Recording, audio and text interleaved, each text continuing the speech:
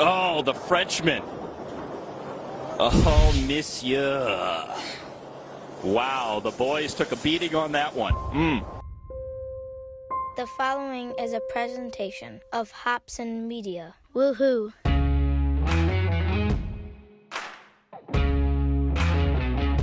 This is Church Pew Sports,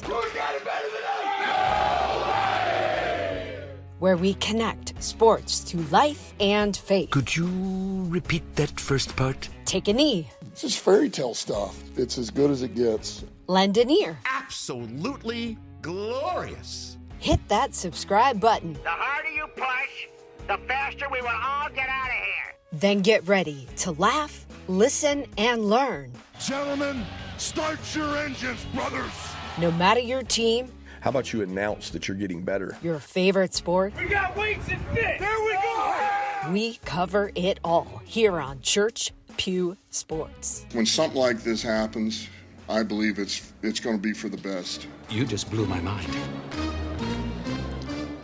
You know, every time I hear that opening, I'm reminded that there's no other podcast on the planet that plays a soundbite that says we have weights and fish. So welcome to the one and only Church Pew Sports. It is good to have you with us as we celebrate the connection of life, sports, and faith, and have a fun time doing it. Bill Hobson here, along with Pastor Paul Miller. We've got a loaded show for you this evening. I say this evening, I don't know when you're all listening, but it's this evening for us. We're going to talk a little Super Bowl. We're going to switch over to the Olympics, and we're going to do something I don't think we've done, Paul, in maybe ever. We're going to start firing off phone calls for a quick 1 or 2 question survey among some of our former guest hosts, a question about the Olympics. So we'll dig into all that here in a little bit. Meanwhile, last week when David Collins and I were doing the podcast, we told everybody we probably won't catch up with Paul at all for this month, and lo and behold, here you are. So I'm glad you're around. Yeah, my schedule's a little kooky for the next several weeks, but I had a little window here where I could jump in, and I knew we had to talk about the Seahawks, so I'm here for it. I made it work. You know, I don't think that Super Bowl will go down as one of the blockbuster artistic football displays we've ever seen, but it really doesn't matter if your team has the Lombardi Trophy. It doesn't matter. Like in golf, it's not how, it's how many. Same thing in the Super Bowl. So why don't you introduce our special guest?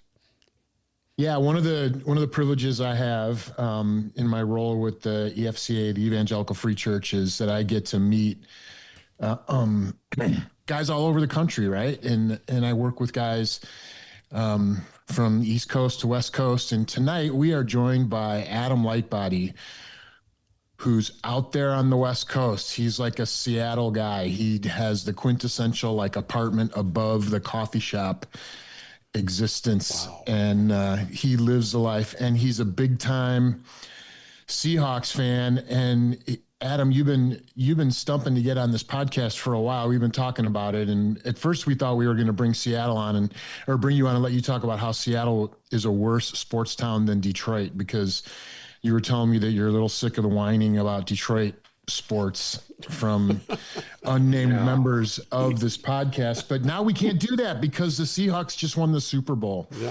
So welcome, bro. I have the one hazing like ritual that we do with all first-time guests on the podcast, and that is we ask you one question so our listeners can get to know you a little bit. And that question is, who are your irrational sports loyalties? Like, we know you're a Seahawks guy, but who are the teams that you cheer, root for, any sport, any team, any level, that you do so in irrational ways where your friends and maybe your wife tell you need to dial it down a little bit? Who would that be for you?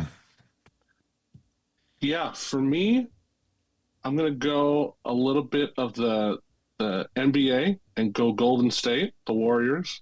It's a team that, my Sonics left in 2008. And so I needed a new team to root for and to support. And at that time, the Warriors were a dumpster fire. And so, but they drafted this guy, this really, don't know if you guys know him, Steph Curry. He's kind of a small name, but he had just been coming onto the scene, and he was a believer. And so I started rooting for them, and I still root for them now. But I do the caveat that when Seattle gets their team back, which looks like it's going to be happening sooner rather than later, I will leave the Warriors behind with no hesitation. Wow. You're going to have a team that's comprised of unprotected players, because every team will be able to protect, I think, 8 or 9 players. And I remember the Pistons being burned by this way back when Minnesota got an expansion team and we lost Rick Mahorn and some others right off the Bad Boys team. That's the team you're going to inherit, and you're going to give up the Warriors for that, no matter what it looks like. Yeah, I'm too much of a local loyalist, you know? Yeah. By the way, Paul mentioned that you live in an apartment over a coffee shop. Is there any other kind in the Seattle area? I mean, is there an apartment complex without a coffee shop on the main floor? Well, in Washington, it's either a coffee shop or a pot shop, so you can take your pick. Yeah. There you go. That's a good point. Yep. Okay, so you're celebrating, man. Take us through Sunday night. It was. Now, listen, Adam, I just want you for a moment to step back and at least start us off on a point of integrity and honesty. It was an ugly football game, right? I thought it was beautiful. I knew you would. I knew you. No, would. you're right. It was slow going. You know, even me, the diehard Hawks fan that I am, I was just like, really, 9-0 at halftime? Like, what are we doing here? There were some missed throws, there were some missed opportunities, but I mean, the defense was lights out. You know, they're just a bunch of dogs. Yeah, it's a great defense, and yeah, for people who love great defense, it was a really fun game to watch, really. I became a fan of Sam Darnold just because of his resilience after being, just being discarded by numerous teams, including the Vikings, who probably wish he was still in Minnesota. Is he now forever a Seattle hero, or is it kind of more the whole team that's being lifted up? Yeah, that's a great point. The national headlines have certainly painted Sam Darnold in the forefront of this redemption arc, and I don't disagree with that at all. But one of the 2 mantras that Coach McDonald did this whole year was 12 is 1, right? Yeah. The 12th man. 12 is 1. And then MOB, which is mission over bull, and I won't finish the rest of that. And so it's it's a unified team. It's different than the previous Super Bowl winning team back in 2013 with Sherman and Marshawn and Russ. That team had more of an ego than this team. This team is one is not above the other, and there's just kind of a lack of ego of just making sure that everyone's on the same page. Sam Darnold is kind of like blue collar in a sense, as well as the rest of the team. So not a lot of shine and polish, but they just get out there and they dictate the game. They're aggressive. You play their game. Yeah. Sam Darnold, I don't know how anybody who is a family person and appreciates humility in a world-class athlete can't like Sam Darnold. You might even still have reservations about him as a quarterback, but just as a man, as a family man, just a quick soundbite with him paying honor to his parents. This is after the Super Bowl. Just to be able to share a moment just now, like 5 minutes ago with my parents and Katie, my fiance, like my parents, they believed in me. They believed in me from when I was a child playing this game. I would make mistakes. I would make mistakes off the field too. They know it. And, they would teach me lessons and all these things throughout life. And they just believed in me, throughout my entire career. And I credit them to why I'm still here, why I'm still chasing this dream, because they always believed in me and it allowed me to believe in myself. And Paul, that's a guy who's often been not believed in by his employer. So that's kind of cool to hear him just pay honor to mom and dad. Yeah, I'm thinking that the city, like sports fans in Seattle, have to rally his version of being a Super Bowl quarterback more than the previous Super Bowl winning quarterback that you guys had. Yeah. So, talk to me about the vibe in the city, man, around the Seahawks. Yeah, I would say that I would say that the city was cautiously electric for the first few weeks of the season. But it was that Thursday night Rams game when the Seahawks came back down big and they went on that 2-point conversion. That was when the city was like, there might be something here. They might be a real contender. And then they just went on that tear. You know, they lost to the Rams in LA mid-November and they never lost again. They just ran the table and got to the playoffs. They whooped the Niners, you know, as much as I've seen anyone get whooped. And then the NFC Championship game, in a lot of ways, was kind of like the Super Bowl. Yeah, like, it was much closer. It was much more theatric. Sam Darnold went toe-to-toe with Matt Stafford, who ends up winning MVP. And in a lot of ways, the Super Bowl was kind of anticlimactic in a sense. You know, it felt like the NFC Championship was the game. Yeah, you're right. The build-up nationally was really not all that big of a deal. It was the Super Bowl, which is going to draw a base audience, but it wasn't like, I've got to see this matchup. It's going to be fantastic. Right. I'm going to get into the world of Adam Lightbody here for a moment, because you got to paint the picture for us for how you spent Super Bowl Sunday, the game time. What was the scene like? Where were you? What was the snack situation? And then as the clock was counting down, was food flying in the air? What was the celebration like? Yeah, so I was at church. We did a youth group party, and so I had about 30 students with me. We had a good selection of food, good selection of options there, and I would say half the students couldn't have cared less. They were there for the social setting, and I was trying to let it not bug me. I was trying to just lock in. Yeah, you know, we do a Super Bowl party every year, and most years I don't necessarily have a rooting interest, but this year obviously was different. So I was telling students to go in the other room, get out of here. If you're not going to watch it, leave, in the nicest, gentlest way. Very pastoral of you. Yeah. Very pastoral. Yeah. Thank you. And so anyway, when the clock hit 0, myself and 2 of my leaders and about 4 students were jumping up and down and just hooting and hollering, and it was great. I mean, we were just almost in shock. Like, is this real? Like, you know, and going back to the last Super Bowl that they were in, they lost in that devastating fashion to the Patriots, and now to beat the Patriots again, it just felt like a little weight had been lifted off, and a little bit of redemption had come to Seattle, and you kind of had that monkey off your back. And so we were celebrating, and then we made the decision that we were still going to do youth group. And so we did the message, and I preached on idols of all things. And so I was like, guys, despite what we just did, we don't want to make this the main thing. Oh, man. And they all looked at you and said, not the right night, Pastor, not the right night. Yeah, no kidding. It was a happy accident. Okay, so, you know, and Paul, this isn't unheard of. There are often church watch parties, youth group watch parties, and it's a great idea. And, you know, as Adam said at the end, there were 4 kids jumping with him and 26 kids wondering why they came, probably, as they're out in the other part of the room. But it brings to mind the question, what did you do at halftime? Yeah.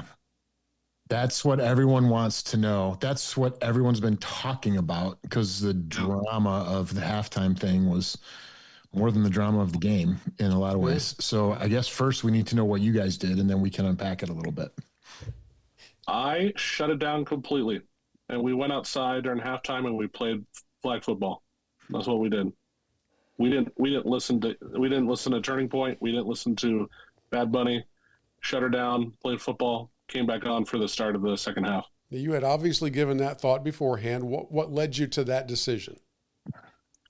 Well, it started a few years ago with the J-Lo Shakira halftime show, which was, let's put it gently, a little provocative. Yeah. And so every year I said, you know what? What do we gain from watching this? Let's go out, let's get some fresh air, let's get some exercise, let's have some fun, and just not make that even a conversation. And I had some parents this year say, are you going to watch the halftime show? I said, nope, no worries. We're going to turn it off. Nothing to be concerned about.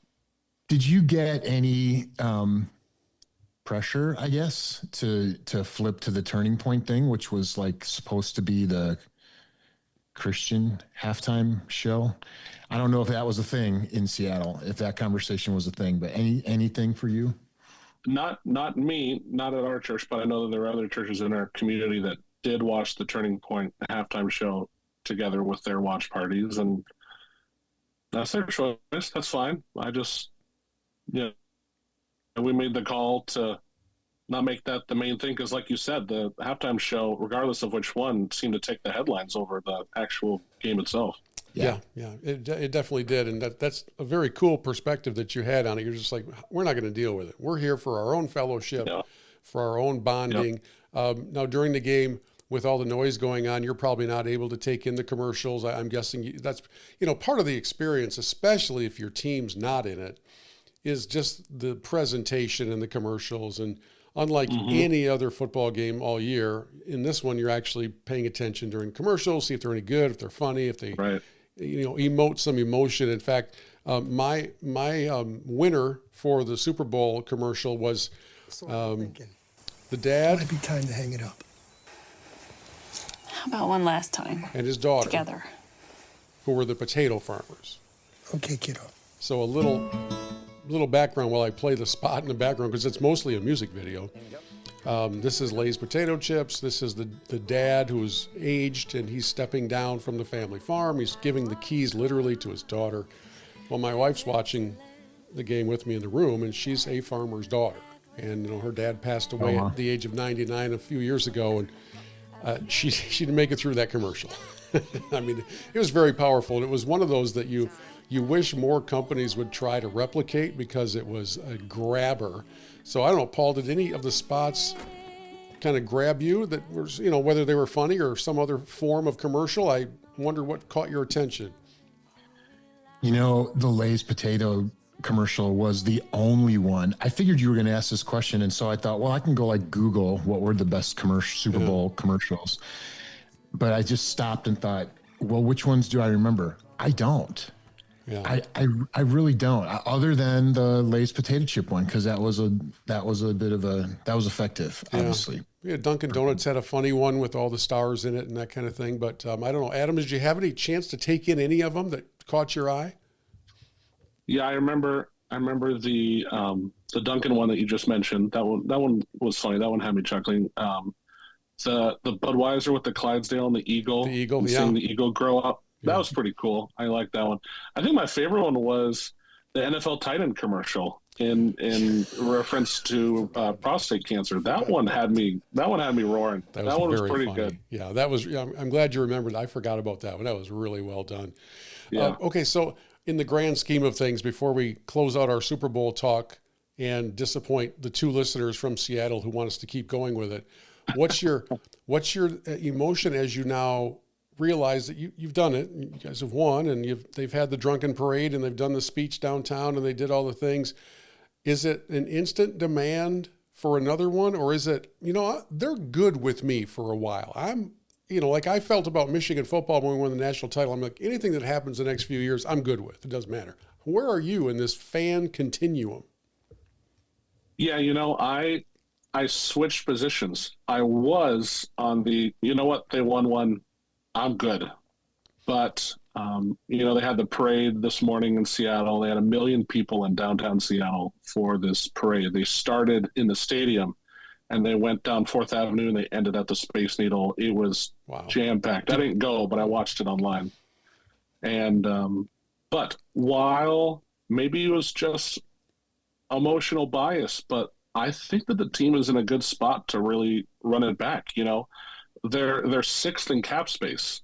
Oh. They won the Super Bowl, and they have one of the best cap situations. Now, they do have to sign some free agents, but the city has just been buzzing. The night that they won the Super Bowl, Sunday night, the city was going crazy. I mean, local news had people standing on light poles and stoplights and all of these crazy things.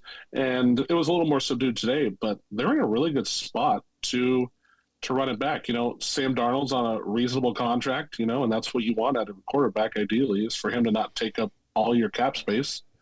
And they're almost top 5 in cap space. So And Don Paul, Schneider has made some good moves. You know, Paul, they did this largely in the final game without, I think, the best receiver in the league, which is your Buckeye, Jackson Smith and Jigba.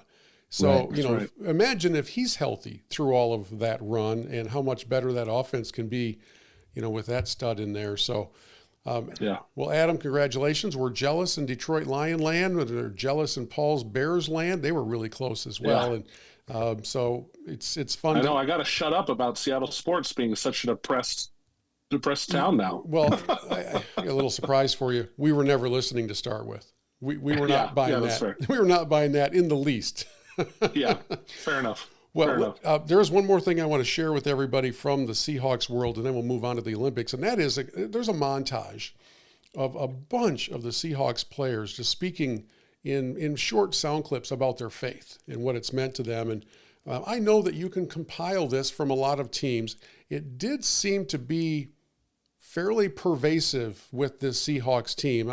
I'm not making any sweeping declarations, but this was kind of cool. Each and every day. God's always had a plan that was way bigger and greater than anything that I've ever imagined. So he died for our sins, you know what I'm saying? So we can live eternal life in heaven. Jesus is everything to me. He's that unshakable foundation. No matter what happens, football, good, bad, indifferent, I know I always have Jesus to go back to. I know if I ever stray away that he's calling me back. James 1:2-3, consider it pure joy whenever you face trials of many kinds, because you know that testing of your faith produces perseverance. That's something that I that's been my lock screen ever since I tore my ACL. Christ is King. Jesus is love. He loves you. He loves me. He is my Lord and Savior. So I mean, everything I get to do is because of him. Why not Jesus? You know what I'm saying? Yeah, this thing just keeps on going. It just keeps on going. And our friends at Sports Spectrum, Jason Romano's been on with us before. They just did a great job all week covering the faith side of the Super Bowl. Love that part, and glad to hear those things being said, Paul. That's pretty good.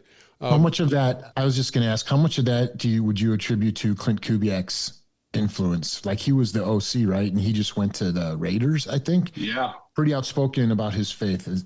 Super outspoken. Yeah, I had him as one of my that guy at the end, but I can talk about it now. So one of the things that he did this year was he bought a Bible for everyone on the team. I saw that.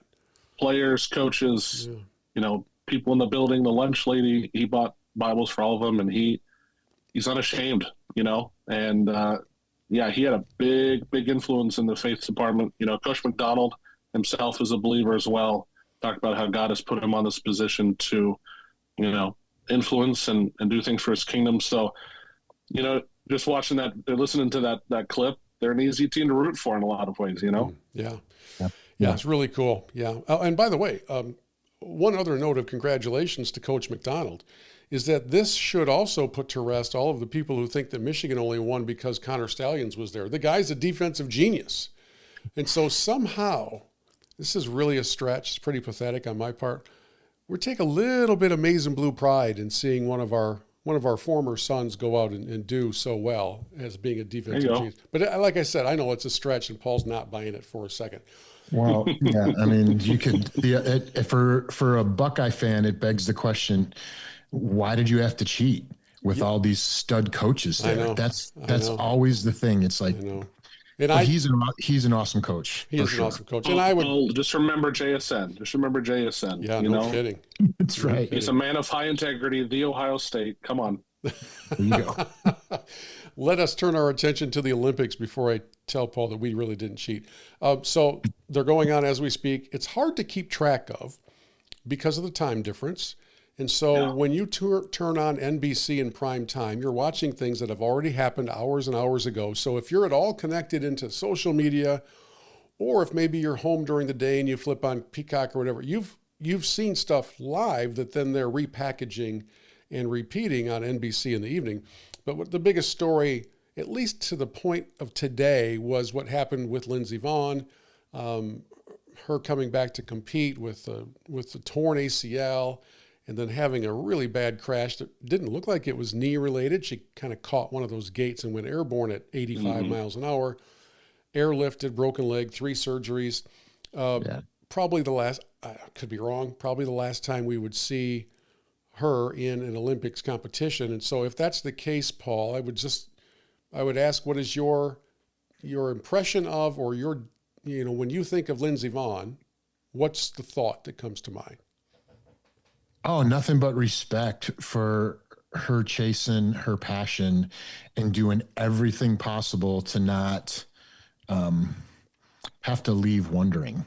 Yeah. Like no one's gonna say, man, she gave up one lap too soon on her career or whatever, So that's pretty cool. I was caught by, it caught my attention that they were asking other athletes if there was any kind of feelings of animosity, like, she took a spot from a younger skier, she shouldn't have done that, it was a selfish move and all that stuff. And nobody that I heard said anything close to resembling that. It was all, nothing but respect. And so that's pretty cool. Well, and she had to qualify. It's not like she got a captain's pick to be on the Ryder Cup team. She had to go through the same procedure as everybody else. So she earned it for sure, right? Yeah. And it's a bummer that but I think I also saw some quote from her where she was like, I didn't fall because of the ACL. Right.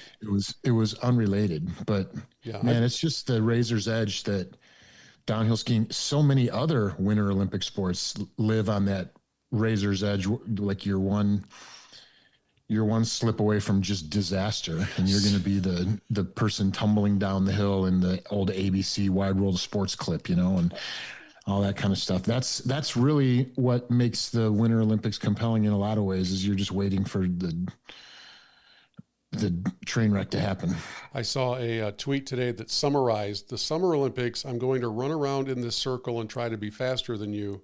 The Winter Olympics, I'm going straight down this hill, and if I survive, I get some sort of medal. That's kind of what it feels like. All right, Adam, I've got a Winter Olympics question for you. The drone shots are changing the viewing experience entirely. They're giving off a little bit of a high-pitched, sound because they're going 75 miles an hour, and it's unavoidable to have that. Are you pro-drone or anti-drone in your coverage of the Winter Olympics?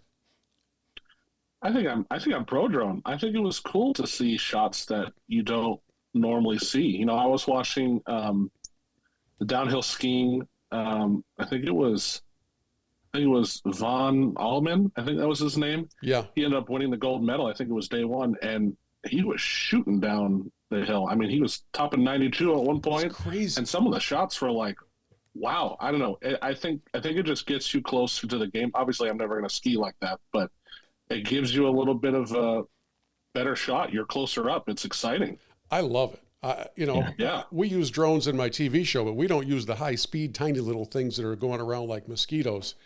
Right. And I've watched downhill skiing for a lot of years, and I've never had a true appreciation for the sheer terror of it all. But when that thing's flying right behind the skier, or in the luge run, I don't know how they're fitting down that little tube. It's just amazing. Yeah. All right, Paul, one more for you. The U.S. women's hockey team thrashed Canada in the first round meeting 5-0. I mean, that's really, really unheard of. They most likely will meet again in the medal round. Do you read anything into the 5-0 first meeting wipeout by the Americans? Yeah, I do, because it's right on the heels of, I think they had like that 4-game series head-to-head, the U.S. against Canada in the build-up, or the run-up to the Olympics, and the U.S. went 4-0 against Canada. So at some point, I also think the U.S. women's team has like turned over and gotten younger and gotten faster. And so that's just really fun. Like the moment for me in that game was, I think it was the third or fourth goal where the Canadian kind of took out the U.S. woman right after she scored, and she just kind of did the Muhammad Ali, I'm going to stand over you thing for a second there. I just love that, which kind of speaks to how I watch the Olympics. You were alluding to the fact that because of the time difference and everything else, this is going to betray what a fickle sports fan I am. I always check the results because I don't feel like wasting my time watching any event where the U.S. isn't going to do well. Yeah. And so that's how I pick and choose. So of course I plan on going back and watching that game. I watched the highlights, but I want to watch the full game. I think it's great. I'm ready for the men's hockey to kick off here, or to start off here. I think tonight it started, but the U.S. men's team plays tomorrow, if I'm remembering correctly. That's one of my favorite things in all of the Olympics is watching the ice hockey. Because I love hockey. Yeah, so and all of us in Red Wings land just hope Dylan Larkin doesn't get hurt. That's all we're asking. But we would like to see him win. Before we start this surprise phone call survey that we have planned here in about 2 minutes, I just got to play this soundbite because every male in the Church Pew Sports audience will relate to what you're about to hear. I played a little teaser of it at the very, very beginning of this episode. It's the first thing you heard. But this is on the downhill skiing, and this is one of the French skiers. And things did not go well when he ran afoul of the gate. Oh, the gate to the groin for Yannick Bertrand, and you could hear it. Oh. And if you're a man, you could feel it. Wow, watch this again. Awful. Hang on, I hit the wrong one. We're not done yet. They go on, and let me play the full bite for you. And by the way, at the beginning, when you hear that's the skier. Oh, the gate to the groin for Yannick Bertrand, and you could hear it. Yeah. And if you're a man, you could feel it. Wow, watch this again. It's That's rough. Great announcing. Well, at the end, kidding. I accidentally cut that off. At the end, he says, what's the French word? He says like, "Oh la la."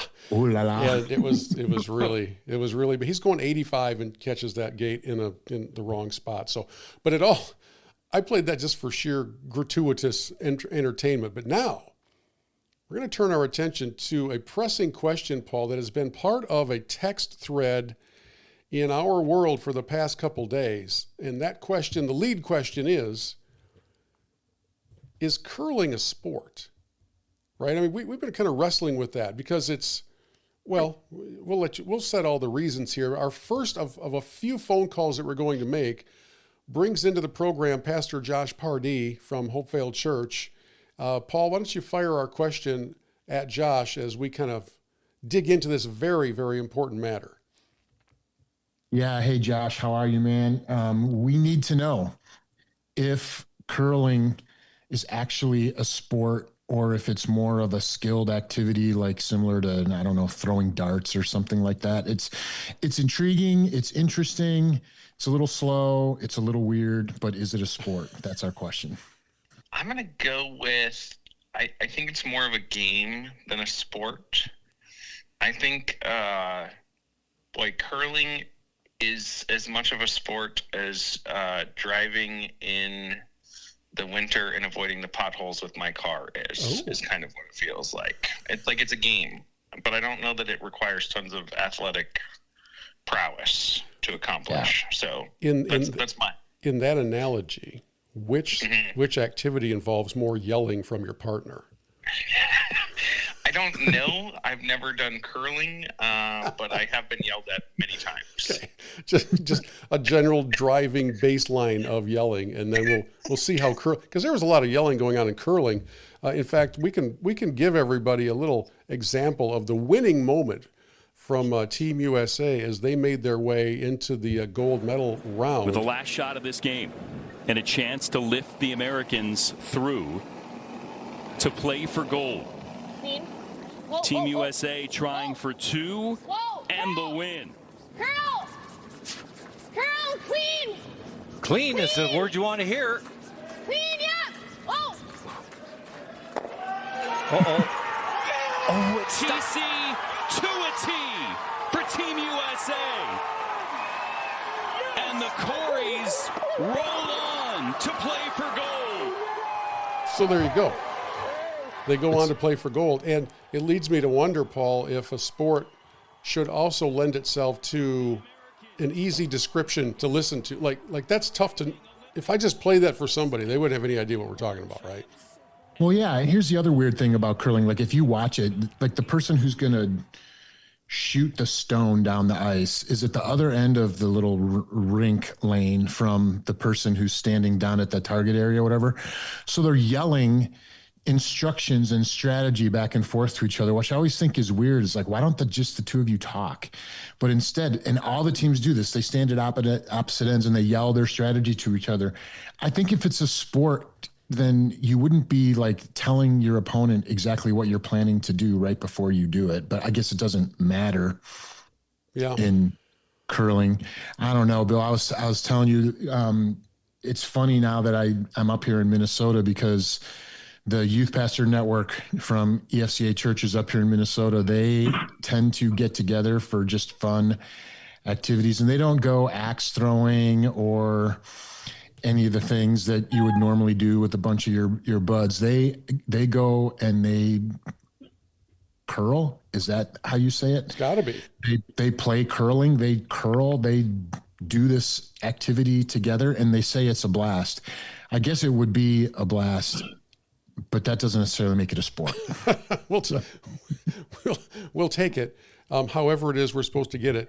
By the way, Adam, we haven't asked you the question yet, so let's ask you the question. Curling, is it a sport? Yeah, I'm a huge sport, guys. I think we're selling curling short. You know, when it comes to the Winter Olympics, it's a top 3 thing for me to look out for. You know, I think is it an easy sport? I don't know if that's the right word. I think it's an accessible sport. Okay, it's like frozen bowling.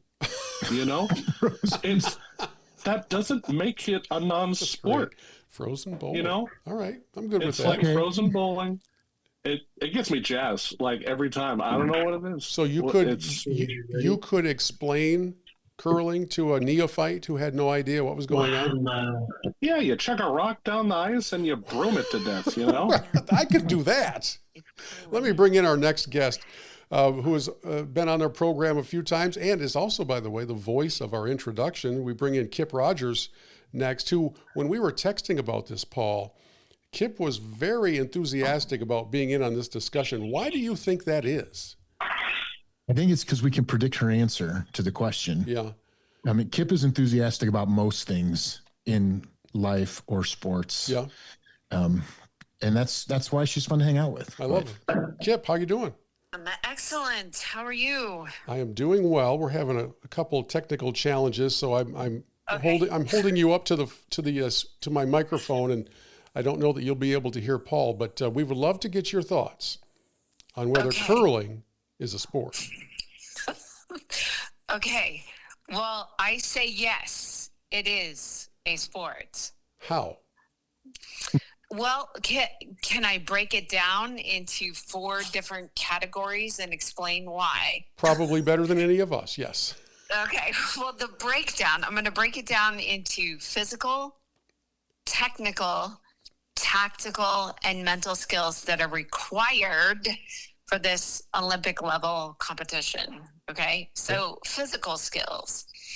So yes, you have to sustain very explosive, sweeping efforts, which I'm sure everybody has seen, while maintaining some fine motor control for precise, specific shots. So what does that require?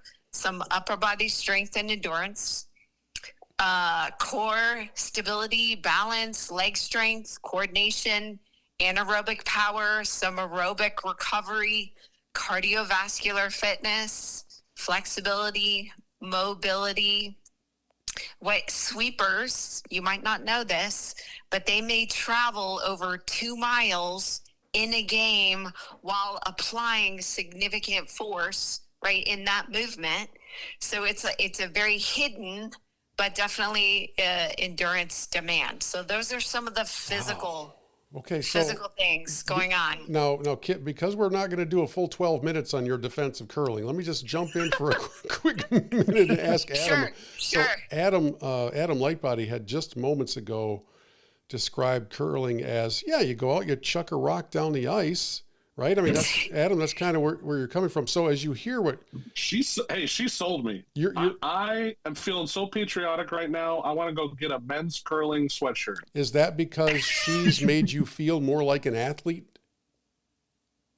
Yeah, I thank you for noticing that. I feel very heard right now. Well, because now the next day after you and the other pastors get together to do some curling, you can start talking about how sore you are from yesterday's curling because of all of the physical demands that you've endured. So good job.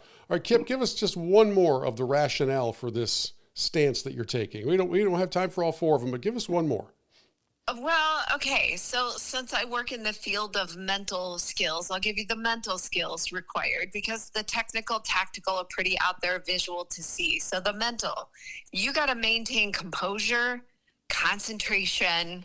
Your decision-making has to be top-notch quality over long, high-pressure matches. So sustained concentration, emotional regulation, composure under high pressure.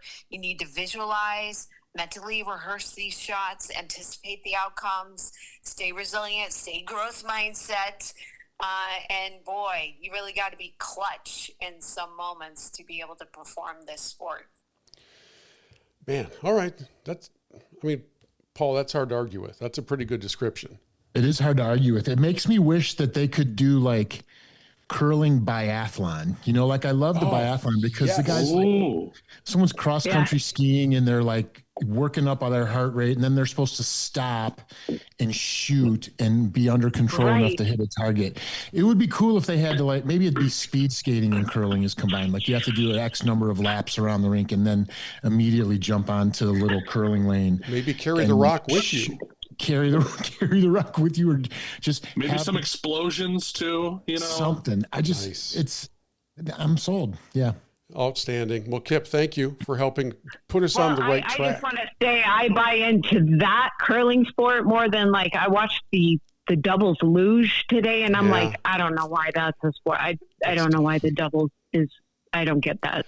But I would agree with you, and I would like to know who went first on that one because that's it's an unusual idea to have brought up to start with.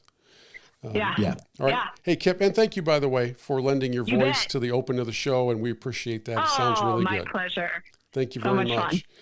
All right, there we have it. There's our probably the capper on our curling conversation. And Adam, how different do you feel right now than you did 4.5 minutes ago? Again, I just feel just patriotic to my country, the USA winning, or doing well with curling. And I think that was an eloquent explanation. I guess I'll flip it on you guys. Are you convinced? No. Okay. All right. Well, I thought we were going to have a really cool moment there, Bill, but I guess not. Sorry, I'm not. Yeah, I think I'm a tough one. I'm intrigued, but I don't know if I'm convinced. Yeah. What it does make me want to do, like Adam and the team that Adam and I serve together on is going to be gathering next week in Texas. And we were talking, Adam doesn't know this, but we were talking about, should we take them all out to the rodeo and get them all to ride the mechanical bull or do that thing where they have they ride the sheep in the intermission between the actual real cowboys and everything else. Oh boy. Maybe we should have a gathering in Minnesota and we should take the crew and go curling. I think that would actually be really interesting. Absolutely. I'm there. As long as somebody can explain how you're supposed to, what the scoring is and all that. Cause I used to know it, but now I don't. Anyways, that was fascinating. Thank you to Josh. Thank you to Kip. Thank you to Adam for the input. And Paul and I will continue to be the two old men in the balcony at the Muppets. And when it comes to curling, time for Holy Discontent. It's time to blow off some steam. Get it off your chest. Rant about what's most bothering you. I got a lot of problems with you people. Now you're going to hear about it. It's time for Holy Discontent. I'll go first. I'll get mine out of the way. This is an easy one. The NFL honors take place a couple days before the Super Bowl. It's a big deal at a theater. And, it's sort of like the Oscars for the NFL. Okay. So it lasts forever. It's 3 hours long and there's all sorts of awards, including the Coach of the Year. And this year they selected to present that award Tiffany Haddish, who I believe is an actress.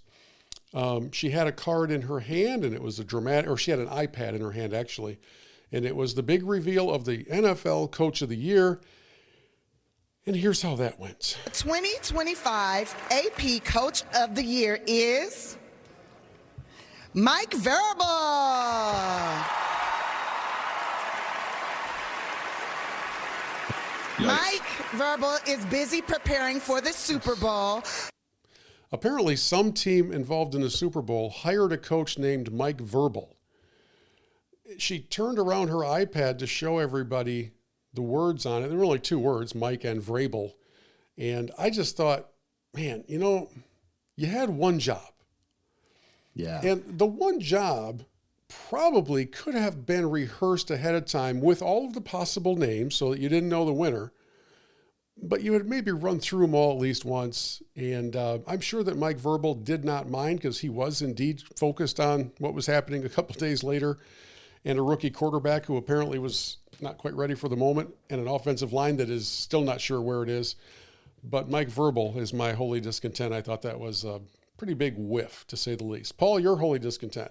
Yeah, if you're that person who's reading the name, wouldn't you rather know that you're going to get the name correct and you have to pretend to be surprised? Yes, and she's an actress. Versus you're going to be surprised and you're going to risk saying the name incorrectly. Anyways, yeah. Okay, so my holy discontent, I hinted at this earlier, is with Olympics coverage. I don't know if you guys have seen this. NBC or whoever it is doing this Olympics late night thing. And I tuned into it the first night because I wasn't ready to go to sleep, and it was like 11 o'clock or whatever time it was. And they've kind of set it up to where it's like Jimmy Kimmel is the kind of the personality type that's out there, or Stephen Colbert or whatever. It's like late night television, and they're trying to yuck it up and make it funny and all this thing. So I tuned in the second night because I'm a glutton for punishment. I want to see if they've learned anything. It's going to get better. After the first night. And the only thing they learned is that the host they had running the thing on the first night didn't work, so they had a different one. Every single night so far on the Olympics late night thing, they've had a different personality, like anchor, trying to run the thing, and they still haven't got it right. How about you just do like a highlights show, or how about you just like watch Scott Van Pelt, who's the master of the late night sports thing, and do something like that. Like Maria Taylor was the host this last night. It's just, if that's the last taste I'm going to get in my mouth of the Olympics before I go to bed at night, it's not a good one. And so I'm a little frustrated by that. And by the way, for what it's worth, with the schedule being so fragmented, like you said, a simple highlight show would be so much better received. Considering that I don't know if everybody knows this, other networks are not allowed to show video clips until NBC is done using them. So if you turn on your local news, you're going to see still photos, but you're not going to see any clips. And that's the same case with ESPN and everybody else. So yeah, I mean, why are we overcomplicating things? Just, you don't have to do a stand-up routine. Just go out there and show highlights. Adam, or just don't do a late night thing. Yes. Yeah. You don't need it. Yeah. You don't. Less is more. That's true. Yeah. Adam, you're wholly discontent. Well, I'm going to pivot. Mine was NFL honors as well, because they butchered my guy's name, JSN, and decided to take it in a direction that they shouldn't have gone. But I'll pivot. My holy discontent is with Ryan Clark, ESPN analyst. The day after the Super Bowl, they're in Disneyland. He's on First Take with Stephen A. and all those guys, and he says, "I don't mean to show Sam Darnold any disrespect," and then immediately starts to show him disrespect. Yeah, right. He says, "I can name 9 quarterbacks in the NFC, not in the NFL, but just in the NFC, that are better than Sam Darnold." And I went, "What are you talking about?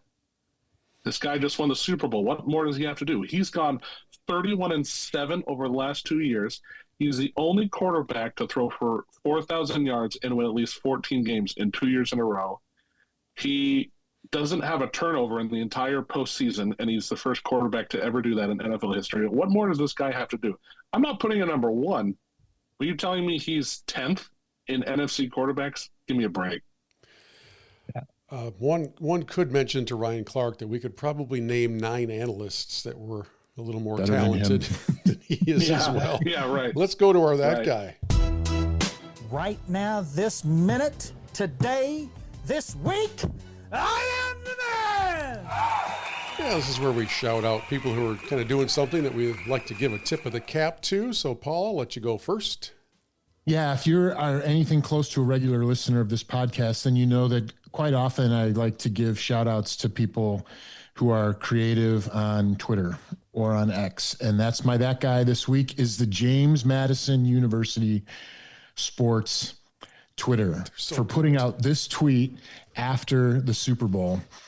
The tweet says, the Patriots had no business taking the spot of a 4-loss SEC team in this game. We need to change the playoff format ASAP. That's just brilliant trolling. And so I want to give James Madison, whoever you are, who writes for the James Madison University Twitter, well done. They are really, really good. And they have been all throughout the season, too. Adam, do you have that guy? I do. Speaking of trolling, I'm going to troll myself. And so I want to give a shout out to the Minnesota Vikings, because if it weren't for them, I would not have my quarterback right now with a Super Bowl championship. And so if I may, I wrote a thank you note to the Minnesota Vikings. How kind that of I would you. love to read off. Nice. Yeah. Very kind. Very kind of you. I appreciate that. So let me say this real quick. Dear Minnesota Vikings, I just wanted to take a moment somewhere between the Super Bowl parade route and watching endless highlight replays to personally thank you. When you let Sam Darnold walk in free agency last offseason, I'm sure you thought it was just another business decision.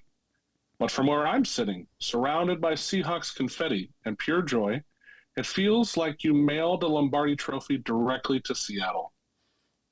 Honestly, we weren't sure what to expect when Darnold came to town. Then he lit it up, led us on a dream run, and turned into the quarterback Cinderella story of the year.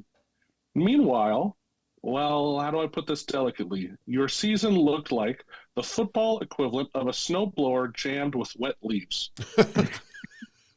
I know breaking up is hard, but you've really outdone yourselves in generosity. You gave us the missing piece.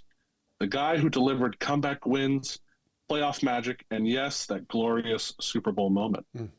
I can only assume your front office was conducting a bold social experiment to test just how happy they could make Seahawks fans. If so, mission accomplished. Don't take it too hard, though. Every great team needs a sense of purpose, and apparently yours was to play an unforgettable supporting role in our championship journey. You were the uncredited heroes of our success, the NFL's version of those kind souls who accidentally donate priceless antiques to thrift stores. So, from all of us basking in Super Bowl glory here in the Pacific Northwest, thank you, Vikings. We'll raise a cup of coffee in your honor. After all, without you, without your, let's call it, philanthropic roster management, there might not be a championship banner flying over Seattle right now. With warm regards, a very grateful, very victorious Seahawks fan. That's well done, man. That was appreciate that. That's Adam. You have to go old school and mail that to them on a piece. I think so. You've got to put it in an envelope. In fact, last month, Church Pew Sports generated, I believe, it was 68 cents in revenue from our podcast total. Normally we split that 3 ways between Paul and David Collins and myself, but I think, Paul, I can speak on behalf of the group.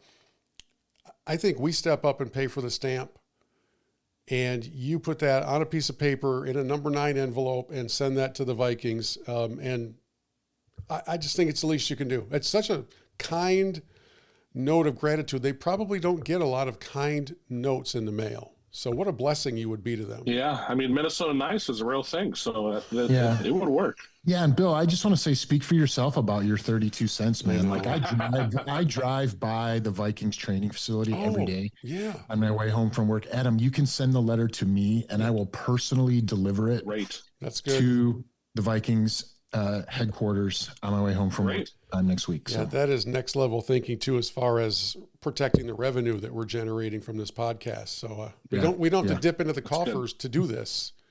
That's pretty smart. I'm gonna just bypass that guy because Adams was just too perfect, and we will go right to the 3-minute message. Homer, I'd like you to remember Matthew 7:26. The foolish man who built his house on sand. And you remember Matthew 21:17. And he left them and went out of the city into Bethany, and he lodged there? Yeah. Think about it.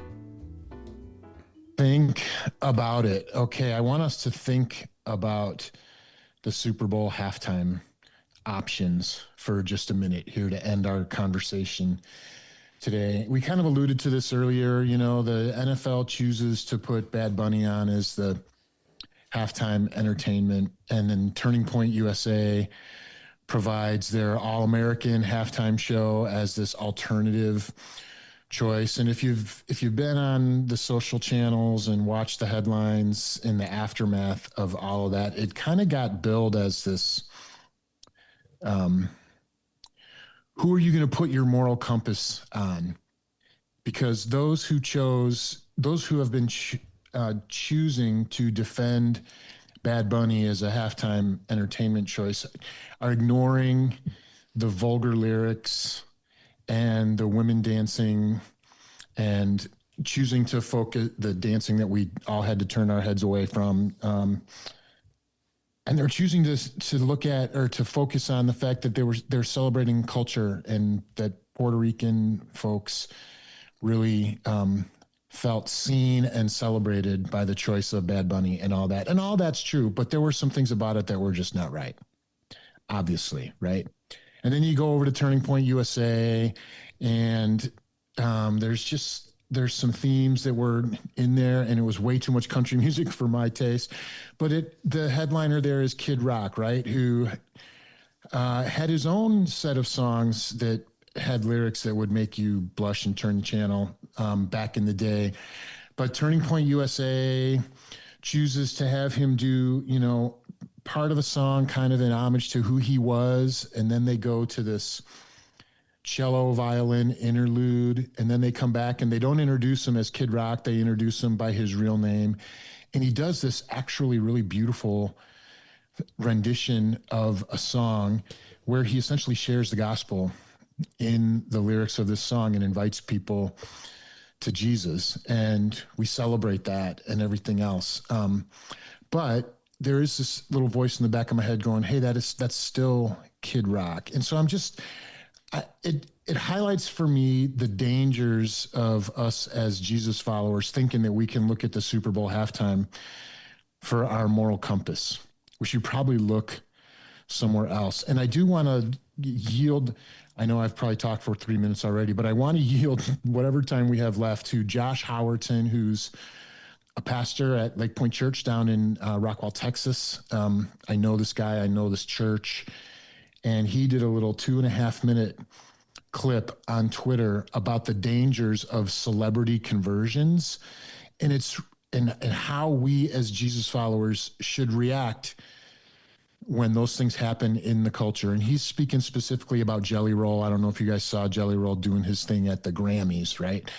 But this 2.5 minutes of him explaining it kind of pastorally to all of us is worth a listen. So I wanted us to take time to hear what he had to say.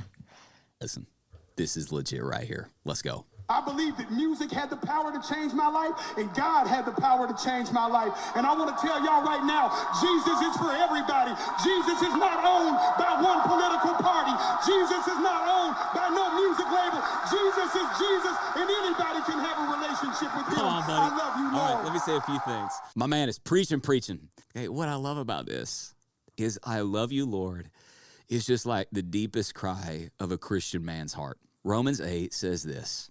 It says, for you have not been given a spirit of fear to fall back again into slavery, but you have received a spirit of sonship, by which we cry, Abba, Father. And what you'll notice is it almost feels like it's not childish, but it is childlike, is that when somebody is saved and filled with the Spirit of God, that something just bubbles up inside of them, and they're like a little kid that's just like, I love you, Dad. And it just comes out of them.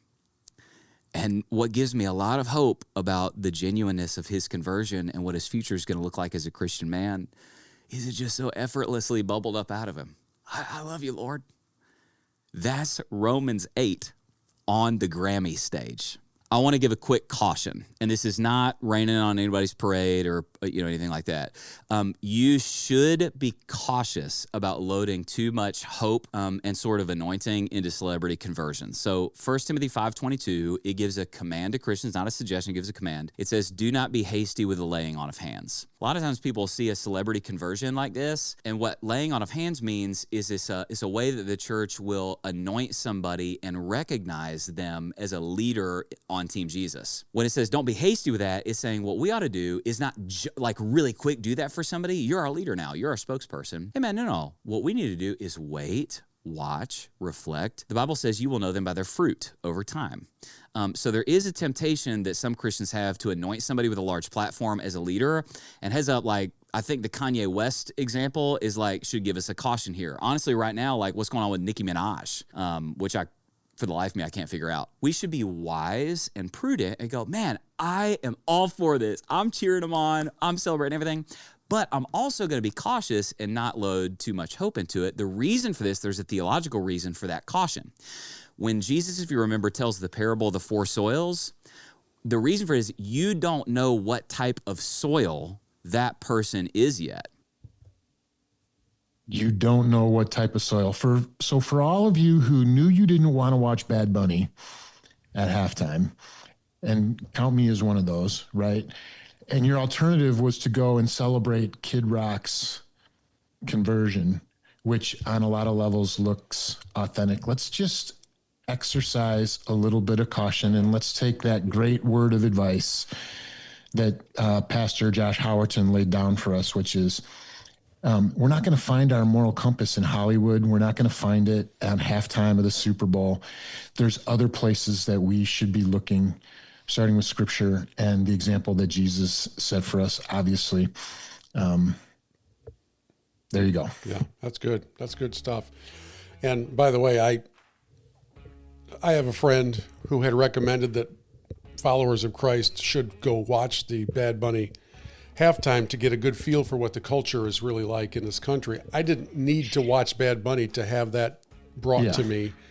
And for what it's worth, had the English translation lyrics been put on the screen, the FCC would have shut the whole thing down. I mean, it was vulgar, to say the least. Yeah. So, yeah, good stuff. Good message from Paul and from Pastor Howerton.